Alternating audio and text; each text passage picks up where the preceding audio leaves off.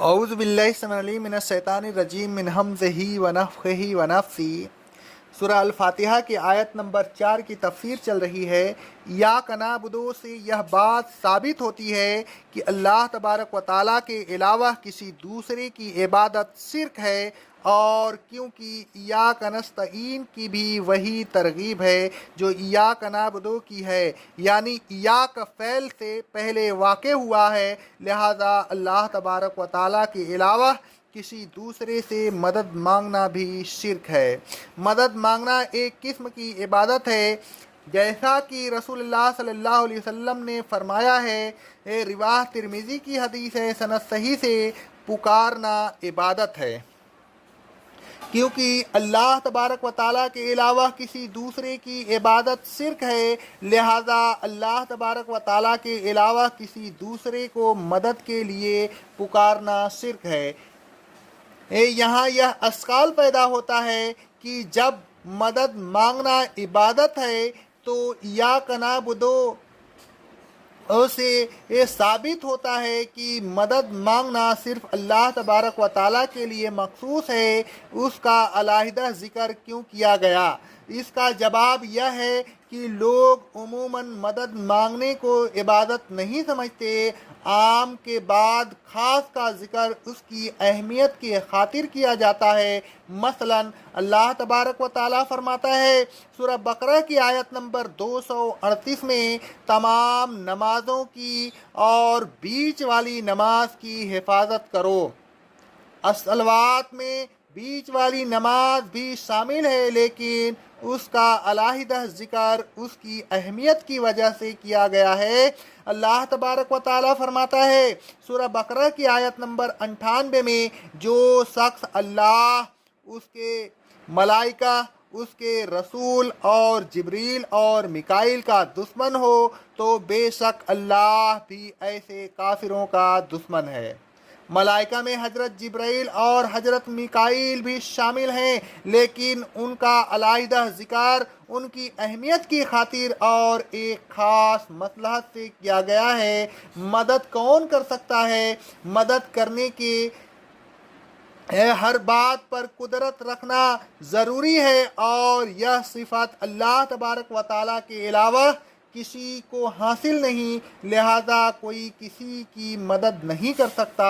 اللہ تبارک و تعالیٰ فرماتا ہے سورہ انعام کی آیت نمبر 17 میں، اگر اللہ تمہیں کوئی تکلیف پہنچائے تو اس کا دور کرنے والا کوئی نہیں سوائے اللہ کے، اور اگر اللہ تم کو کوئی بھلائی پہنچانا چاہے تو وہ ہر چیز پر قادر ہے، کیونکہ اللہ تبارک و تعالیٰ کے علاوہ کوئی بھی ہر چیز پر قادر نہیں، لہٰذا اللہ تبارک و تعالیٰ کے علاوہ کوئی بھی مددگار نہیں۔ اللہ تبارک و تعالیٰ فرماتا ہے سورہ توبہ کی آیت نمبر 116، سورہ العنکبوت کی آیت نمبر 22 میں، اللہ کے علاوہ نہ تمہارا کوئی کارساز ہے اور نہ مددگار۔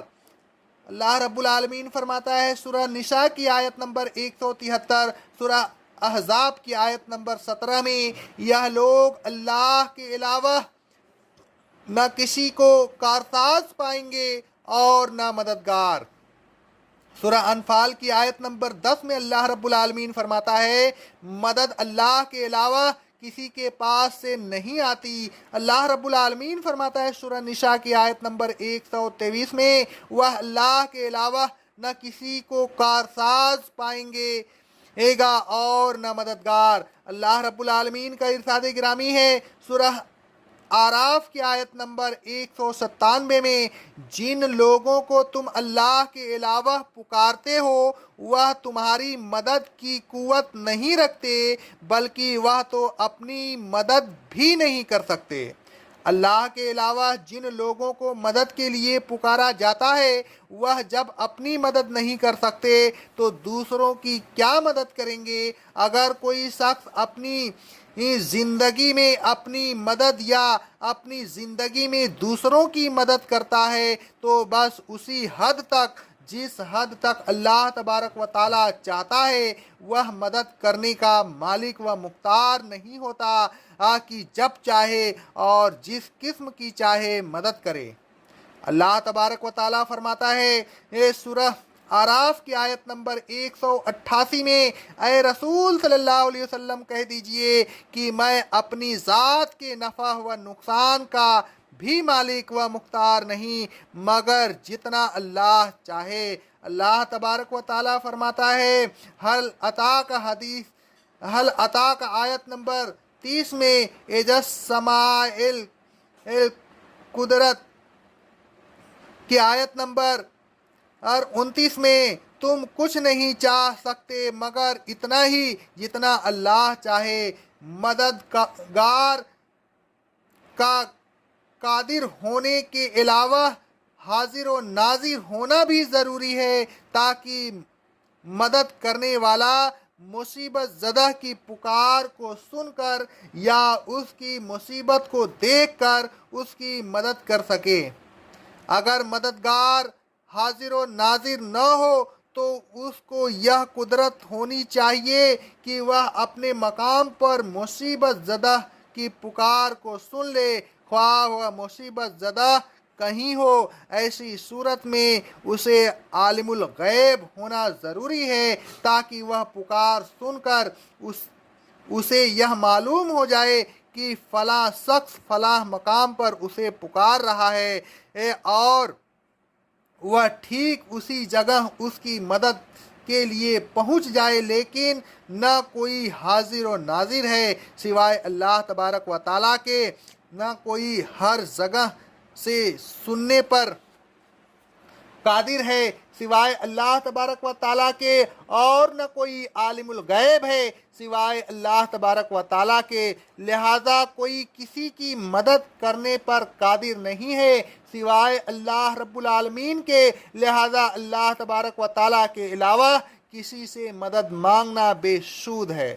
اللہ تبارک و تعالیٰ فرماتا ہے سورہ احقاف کی آیت نمبر 5 میں، اس شخص سے زیادہ کون گمراہ ہو سکتا ہے جو اللہ کے علاوہ ایسوں کو پکارتا ہے جو قیامت تک اس کی بات کو پورا نہیں کر سکتے بلکہ وہ تو اس کی پکار سے غافل ہیں، انہیں خبر ہی نہیں کہ انہیں کون پکار رہا ہے۔ اس آیت سے واضح طور پر ثابت ہو گیا کہ اللہ تبارک و تعالیٰ کے علاوہ جن کو پکارا جاتا ہے وہ پکارنے والوں کی آواز سے غافل ہیں، اور جب وہ سن ہی نہیں سکتے تو مدد کیا کر سکیں گے۔ اللہ تبارک و تعالیٰ فرماتا ہے سورہ اعراف کی آیت نمبر 192 میں اور 193 میں، کیا وہ ایسے لوگوں کو اللہ کا شریک بناتے ہیں جو کچھ بھی پیدا نہیں کر سکتے بلکہ وہ خود پیدا کیے گئے ہیں؟ وہ ان شریک بنانے والوں کی مدد نہیں کر سکتے، اور ان کی مدد وہ کیا کریں گے، وہ تو اپنی بھی مدد نہیں کر سکتے۔ اس آیت سے معلوم ہوا کہ مدد وہی کر سکتا ہے جو خالق ہو، کوئی مخلوق کسی مخلوق کی مدد نہیں کر سکتا۔ مخلوق سے مدد مانگنا شرک ہے۔ مندرجہ بالا آیات کا خلاصہ یہ ہے کہ مدد وہ کر سکتا ہے جو خالق ہو، جو ہر چیز اور ہر کام پر قادر ہو، جو حاضر و ناظر ہو، یا جو ہر جگہ سے پکار آنے والے کی پکار کو سن لے اور عالم الغیب ہو، کیونکہ یہ صفات نہ زندہ لوگوں میں پائی جاتی ہے اور نہ ان لوگوں میں جو وفات پا چکے ہیں، لہذا وہ کسی کی مدد نہیں کر سکتے۔ یہ صفات صرف اللہ تبارک و تعالیٰ کے لیے مخصوص ہے، لہذا صرف اللہ تبارک و تعالیٰ ہی مدد کر سکتا ہے۔ جو لوگ اللہ تبارک و تعالیٰ کے علاوہ دوسروں کو پکار کر